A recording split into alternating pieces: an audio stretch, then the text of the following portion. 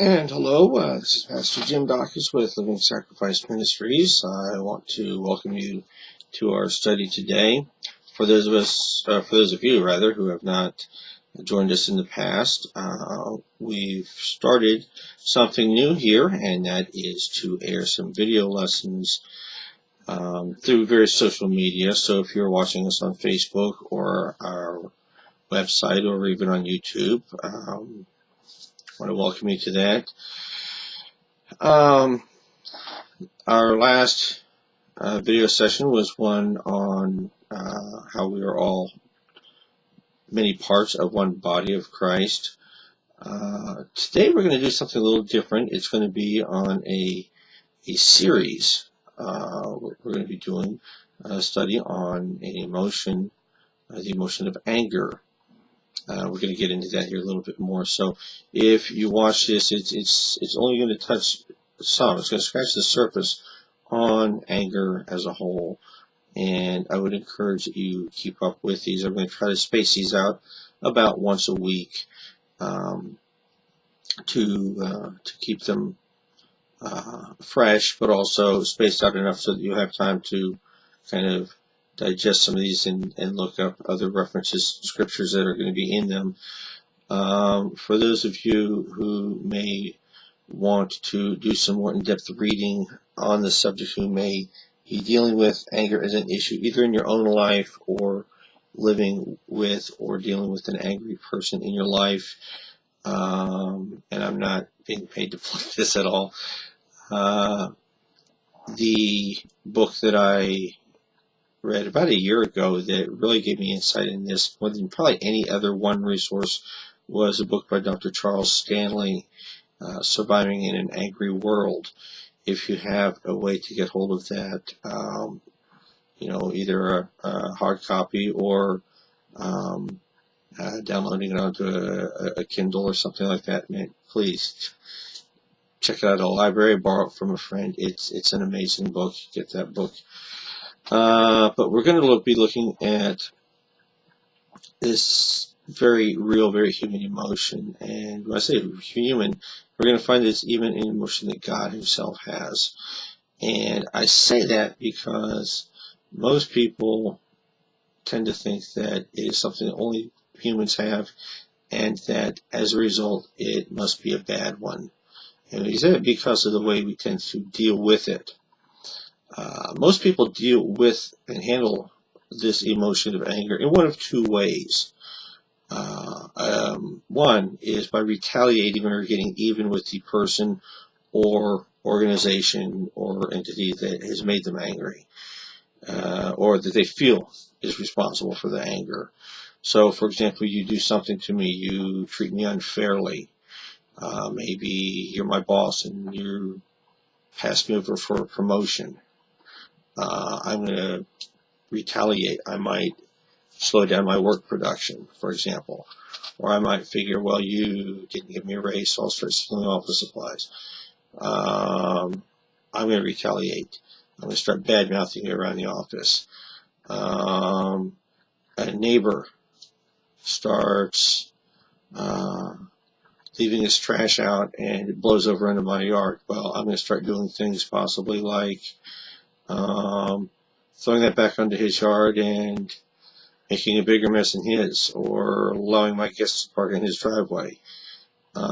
People will do the same thing if they feel a spouse is not treating them right. If a wife feels that their husband is not showing them enough love or attention, well, fine, I'll quit cooking you dinner. Or, well, I'll cook you dinner, but I'm not going to clean it up, or you can go take care of yourself. And what ends up happening is, well, you're going to do this to me, I'm going to do the same or worse back to you. And it just builds, it escalates. So that's one way we tend to deal with anger. You're going to do something to me, I'm going to do it right back. And that's not healthy, because now you end up with two angry people and no resolution for what has really caused the problem to begin with.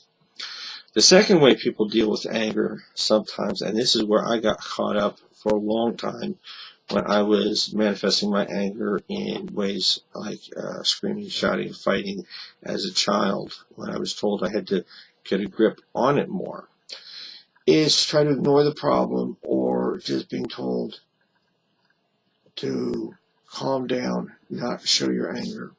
Or at least that's the way I was interpreting the words of my parents, teachers, and everything. So people will try to ignore a problem, hoping it will go away.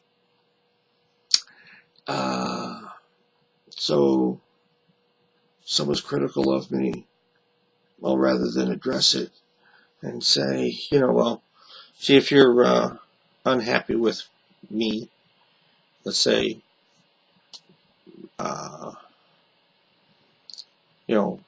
my boss is unhappy with me. Well, if I just ignore that and it angers me, it'll go away.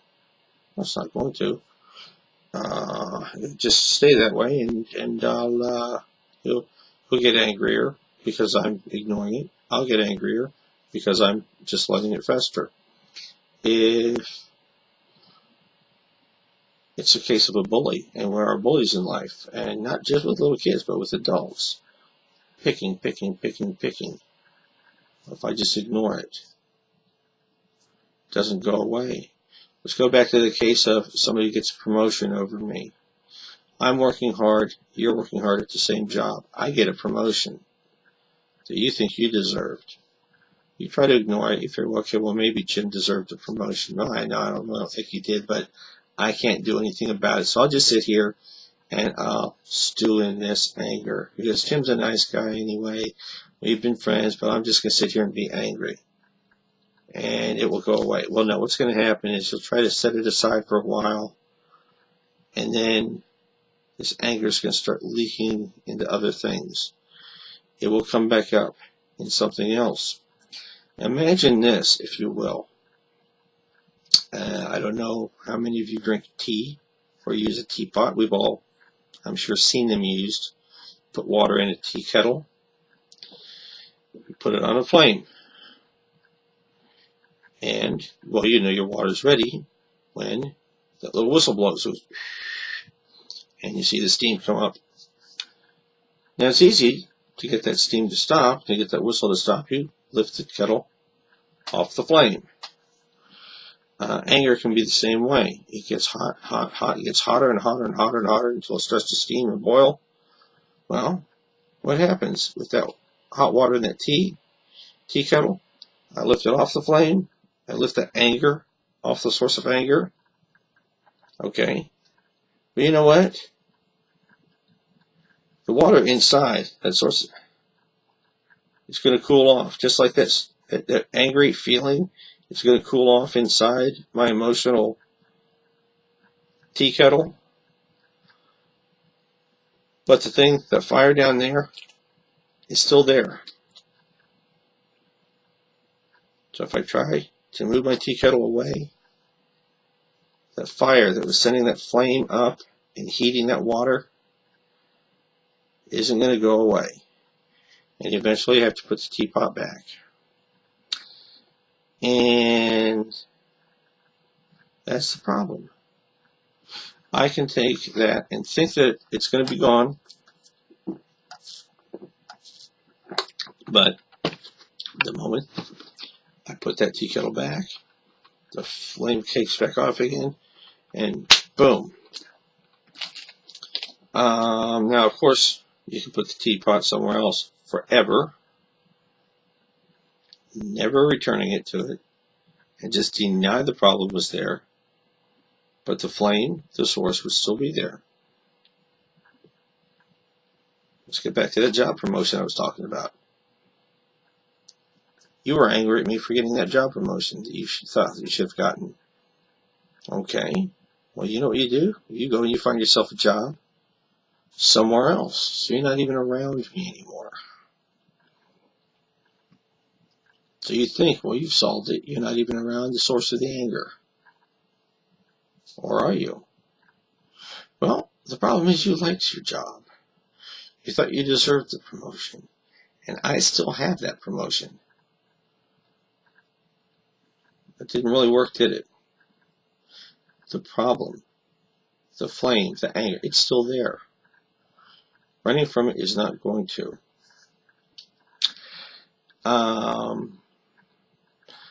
And this is the problem that a lot of people make with the anger that they have.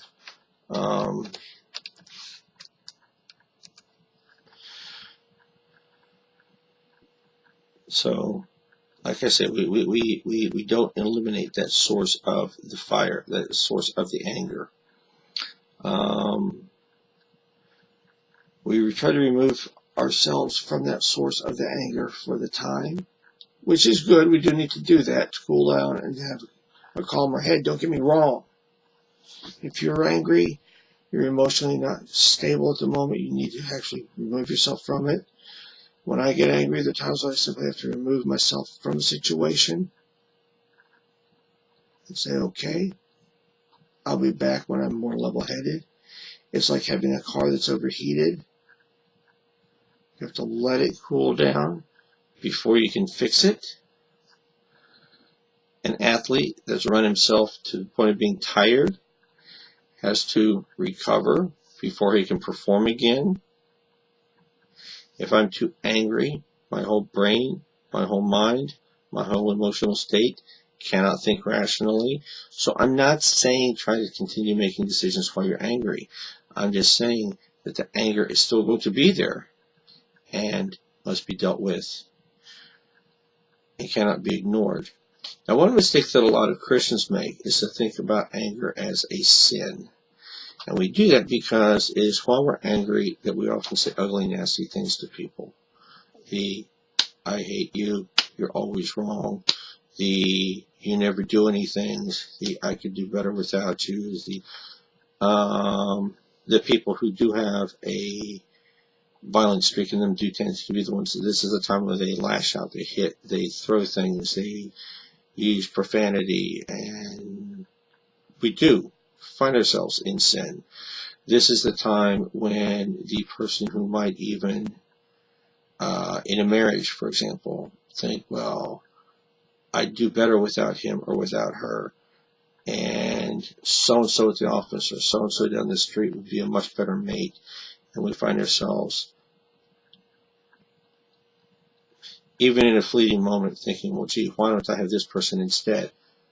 Or even lusting at somebody turning to sin, such as the person who's had a drinking problem turning to alcohol or drugs, if it was drugs, or pornography, or other kind of sinful behavior to find a place of comfort to bury that anger. So it does open the gates of some sinful behavior, but we see time and again in the Bible where God did show anger himself, and righteous anger toward people for their behaviors. There was ungodly behavior. And I have to say, if God showed anger, it cannot be sinful in all situations. In fact, the word anger is used 228 times in the Bible. I'm talking throughout the whole Bible, New and Old Testament. And the word wrath, which is a word that essentially means the same thing, is used 194 times. So what then makes the difference between sinful anger, where I've done something wrong, and this righteous anger that God's just displayed? Well, I think Dr. David Jeremiah probably summed up the definition of the anger that you and I display most, the sinful anger, with the definition probably better than anybody else I've ever heard. And he says, and this is a quote directly from him, he says, sinful anger is self-centered. We are defending ourselves by attacking others. Think about it. It's self-centered.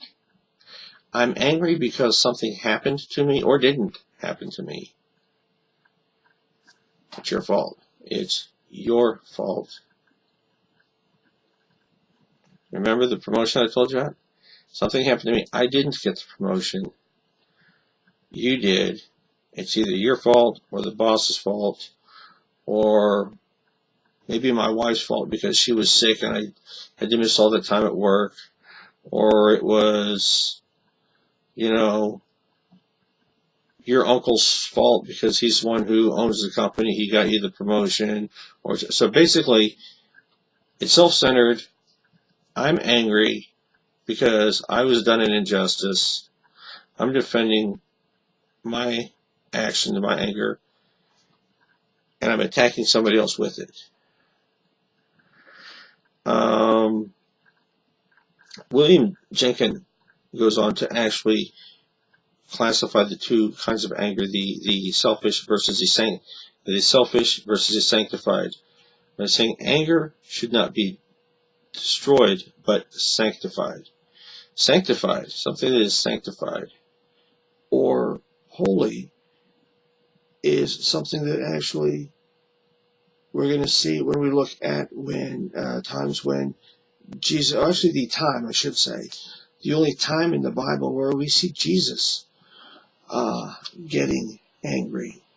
And we can find that Paul, in writing to the Ephesians, although he does not spell out specific times and specific instances when our anger should come about, does tell us that we can be angry. In Ephesians 4, verses 26 and 27, he says, "Be angry and yet do not sin. And do not let the sun go down on your anger, and do not give the devil an opportunity." Now, notice a couple things here. He says, be angry. Now, he's not encouraging, hey, go on, be angry all day. It's a great thing to do. Everyone's doing it. No. But he's saying, it's okay, be angry. There are going to be times you're going to be angry. But when you're angry, do not sin. There are going to be times you're going to be justified in being angry. But when you are, don't sin.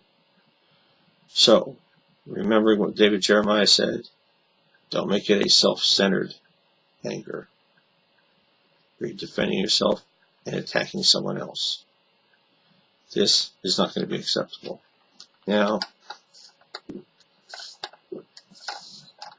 another thing he says that I just love, and I like this in any relationship, and even more so in a marriage. In the next phrase in this verse, it says, "Do not let the sun go down on your anger." Now, I spend time. Sometimes I'll spend almost all day with my buddy Dale out on the lake fishing, or I'll spend it, with somebody else. But usually, if there's someone I spend a lot of time with, where there's likely to be a case where one of us can get angry, or we can get angry at each other, it would be with my wife, Myra. So this next part, do not let the sun go down on your anger, I think really applies more to married couples than to anybody else. I mean, he's not saying only married people, but I think it holds stronger implications to married people than to anybody. Because imagine this, I don't have a stronger bond with anybody else on earth than I do with my wife. So if we have had an argument about something and we're angry, and I can guarantee if we're angry, it is a selfish, sinful anger we have toward each other. We need to get that rectified. We need to get that settled before the end of the day, before we lay our heads on the pillow, before we go to sleep.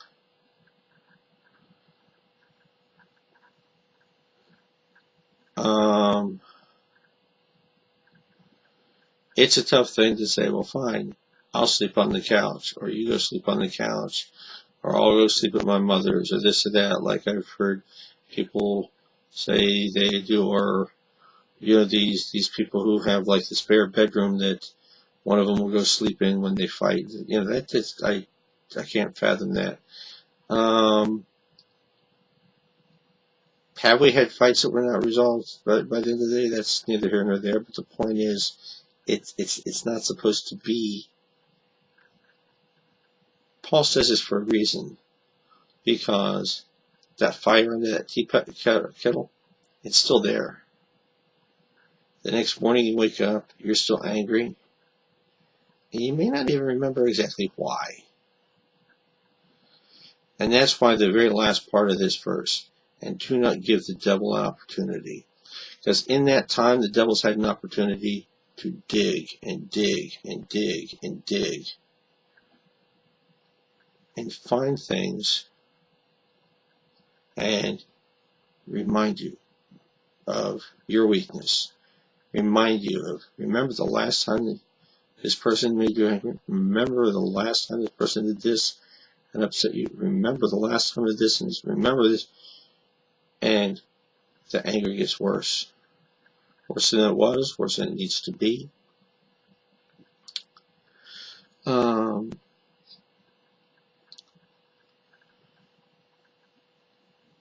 So being angry and sinning not.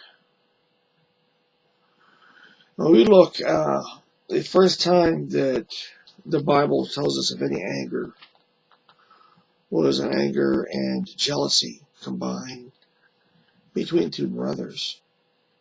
I should say actually anger and jealousy, one brother toward another, the first brothers, with Cain and Abel.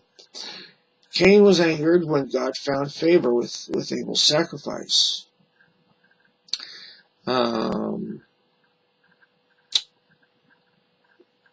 I suppose it wouldn't be a whole lot different from the example I gave of the job promotion between friends.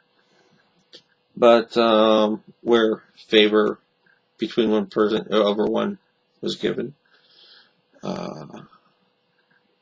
But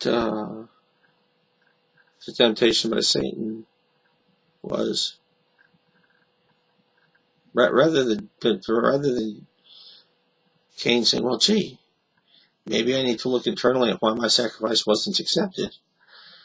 He instead allowed Satan to tempt him and say, hey, wait a minute. That's not right.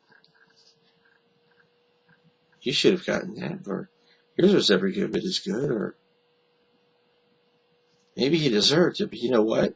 If you eliminate him, it doesn't matter anymore. We don't know exactly what temptation Satan put in there. We don't know it. The Bible doesn't tell us. He jabbed at him, jabbed at him, jabbed at him, and then finally, what happened? Well, Cain killed his brother in anger. And what kind of anger? In a self-centered anger for himself, attacking someone else. Now, I mentioned that Jesus himself was angry one time only that we hear in the Bible. And if you think about it, his whole ministry was full of people doing things that would have warranted his getting angry. He was called a fake. He was called a liar. He had people come to him and say, well, gee, if you're a king, you're going to overthrow the government, the Roman government, then you're a threat to Rome. When he was arrested illegally, he was spit on, he was beaten, he was kicked, his trial was a mockery. People lied about him in his trial. And all these things done to him, and at no time in any of these was he ever to show any sign of anger at all. In fact, hanging on the cross, he said, Father, forgive them, for they know not what they do.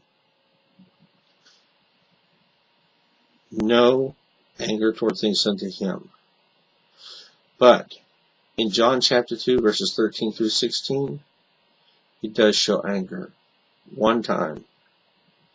And that is when he goes to the temple.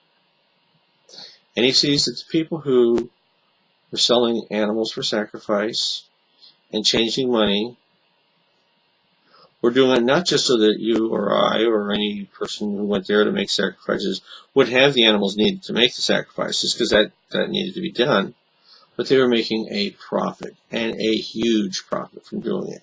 You see, not everybody had a sheep or a goat or a lamb. They didn't necessarily have a lamb or a turtle dove or whatever was needed to make the offering. So if I had them and I raised them, I could sell them to you. That sounds reasonable. Because if I'm a tent maker, if I'm a carpenter, if I'm a fisherman, I don't have a lamb. But if you're selling them to me for 10 times what they're worth, I have no choice. I have to if I'm a good Jew. And this is what was taking place. The money changers who were exchanging money, the people selling these goods. And what did Jesus do? Not because they were stealing from the people, but because they were making a mockery of the temple, a mockery of his Father's house.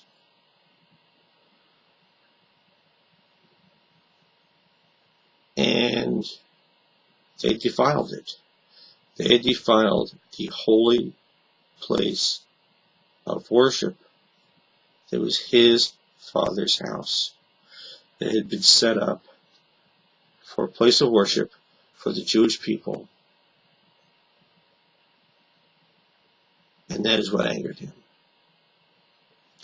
So if you have anger because of the way people are speaking of God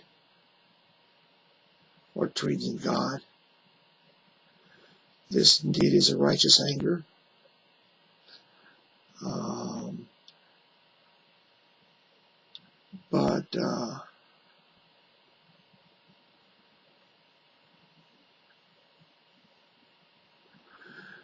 So it makes me wonder, when we look at some of the things that were done to Jesus, if you had been there, knowing he's the Son of God, ask yourself,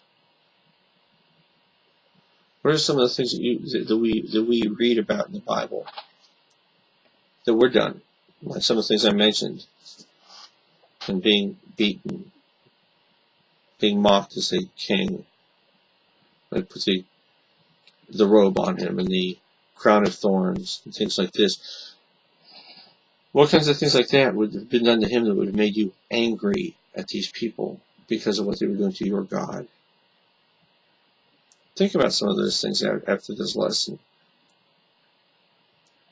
Look through some of the Gospels and some of the things that people did as they were critical of Jesus, as they didn't ask him questions, scholarly questions, but as they challenged his authority, as they challenged who he was and what he was.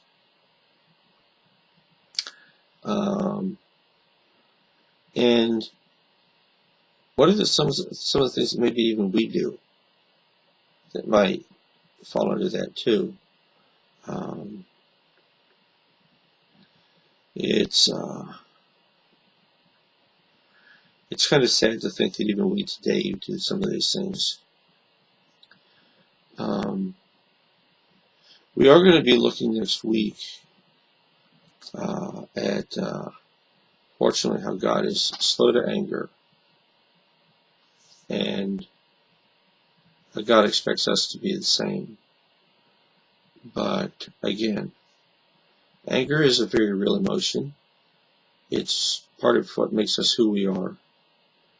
But through this series, we're going to be learning how to deal with anger in our lives, because there's a lot of it.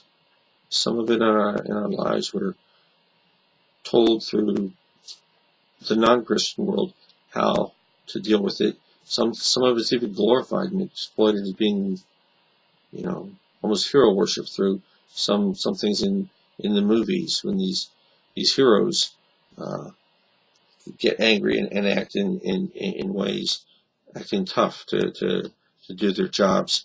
But we want to find out just what exactly is the role it plays. And I hope you'll be looking for our next video. Like I say, I'll be getting this in a number of different uh, places on social media, so that whether you find it on Facebook, YouTube, or elsewhere, you can find it there or on our website at http Living Sacrifice Ministries 121.webs. It's webs.com. And thank you very much, and look forward to having you again. If you have any questions or comments, please comment below, and do like us on Facebook. And thank you very much. Bye.